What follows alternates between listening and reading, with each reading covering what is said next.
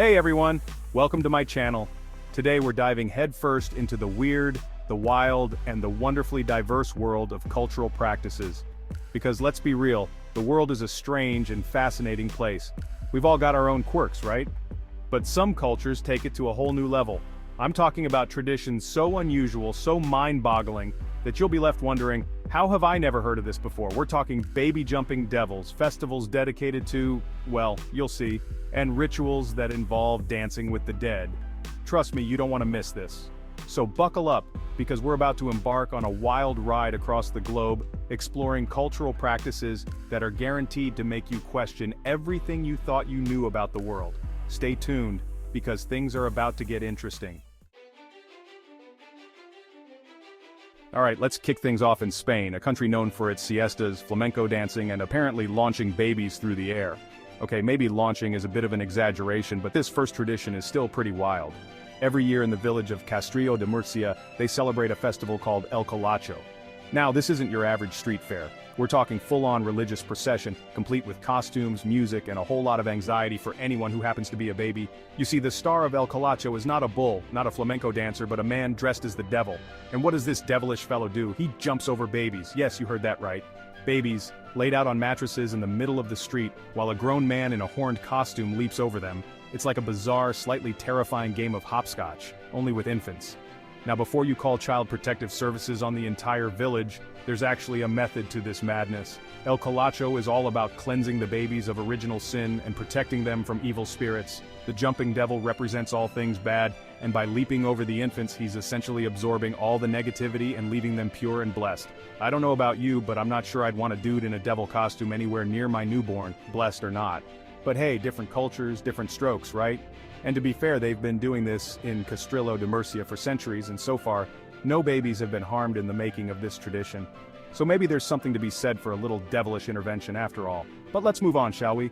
Because our next stop takes us to the land of the rising sun for a festival that's all about, well, let's just say it's a little less subtle than baby-jumping devils.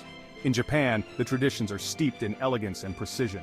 From the serene cherry blossom festivals to the meticulous tea ceremonies, every event is a testament to their rich cultural heritage. So, while Spain has its devilish leaps, Japan offers a more tranquil, yet equally fascinating cultural experience. It's amazing how diverse and unique traditions can be around the world, and that's what makes exploring them so incredibly rewarding. So stay tuned as we continue our journey through some of the world's most intriguing and unusual festivals. Who knows what other surprises await us on this cultural adventure? Famadihana dancing with the dead in Madagascar. From the vibrant streets of Kawasaki, we now journey to the island nation of Madagascar, a land of lush rainforests, unique wildlife, and a cultural practice that might seem a bit, well, unorthodox to some.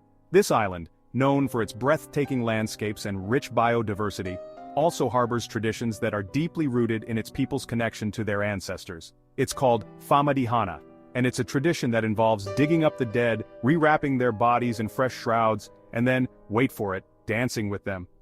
This practice, while surprising to outsiders, is a profound expression of love and respect for the deceased. Yes, you heard that right, dancing with the dead. This isn't a macabre spectacle but rather a joyous celebration of life and continuity. Now, before you start picturing a scene straight out of Thriller, let me explain. This is not about horror or fear, it's about joy, remembrance, and the celebration of family ties that transcend death. For the Malagasy people of Madagascar, death is not the end. It's seen as a transition, a journey that the deceased take to join their ancestors. This belief shapes their entire approach to life and death, making Famadihana a crucial part of their cultural identity. And Famadihana, which translates to turning of the bones, is a way for the living to reconnect with their loved ones who have passed on. This ritual is a bridge between the past and the present, a way to keep the memory of the ancestors alive. Every few years, families will exhume the bodies of their ancestors from the family tomb. This act is done with great care and reverence, reflecting the deep respect the Malagasy have for their forebears. The bodies are then carefully unwrapped, their shrouds replaced with fresh cloth, and then, accompanied by music and celebration, the living will dance with the dead, carrying their ancestors' bodies around the village, sharing stories and memories, and reaffirming their connection to their lineage. This dance is not just a physical act but a spiritual one, symbolizing the ongoing presence of the ancestors in the lives of the living. It's a powerful and deeply moving ritual, a testament to the enduring bonds of family and the belief that even in death, life goes on. The energy and emotion of these celebrations are palpable, leaving a lasting impression on all who witness them.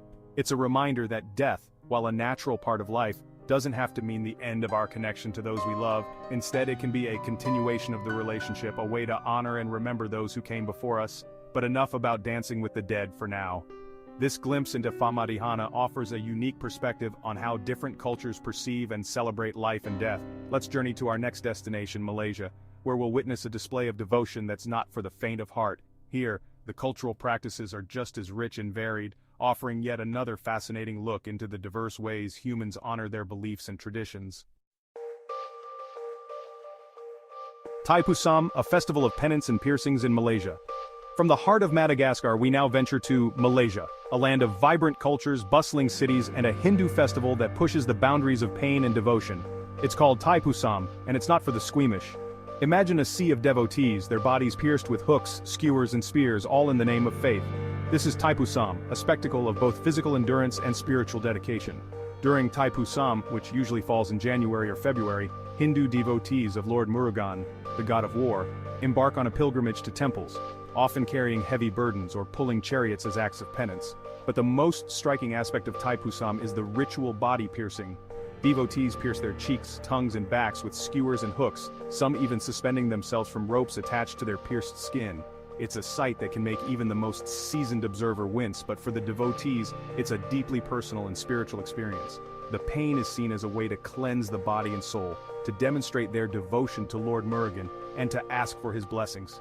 It's a powerful testament to the human capacity for faith and endurance, a reminder that sometimes the most extreme acts are driven by the deepest beliefs. But let's move on from the intense spectacle of Taipusam to our final destination, a remote region in Indonesia, where we'll learn about a mourning ritual that's both fascinating and heartbreaking. Finger cutting of the Dani tribe, a painful expression of grief. Our final journey takes us deep into the highlands of Western New Guinea, Indonesia, home to the Dani people, a tribal group with a unique and deeply moving mourning ritual. Here, grief takes on a physical form, a testament to the strength of love and the depths of sorrow. When a loved one dies, the Dani women participate in a ritual known as ikipalan, or finger cutting. Yes, you heard that right, finger cutting. It's a practice that might seem shocking and extreme to outsiders, but for the Dani people, it's a way to express the profound pain of loss, a physical manifestation of their emotional anguish. Using a stone axe and no anesthetic, a close female relative of the deceased will have a portion of her finger severed, a symbolic act of sacrifice and a testament to the depth of their grief. The severed finger is then burned to ashes, which are then mixed with earth and used to fertilize a tree.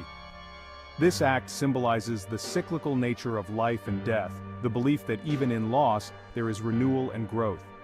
While the practice of ikipalan is becoming less common among the younger generation of Dani people, it remains a powerful reminder of the many ways humans process grief and the lengths to which we'll go to honor the memory of those we've lost. If you found this journey into the unique cultural practices fascinating, don't forget to like this video and subscribe to our channel.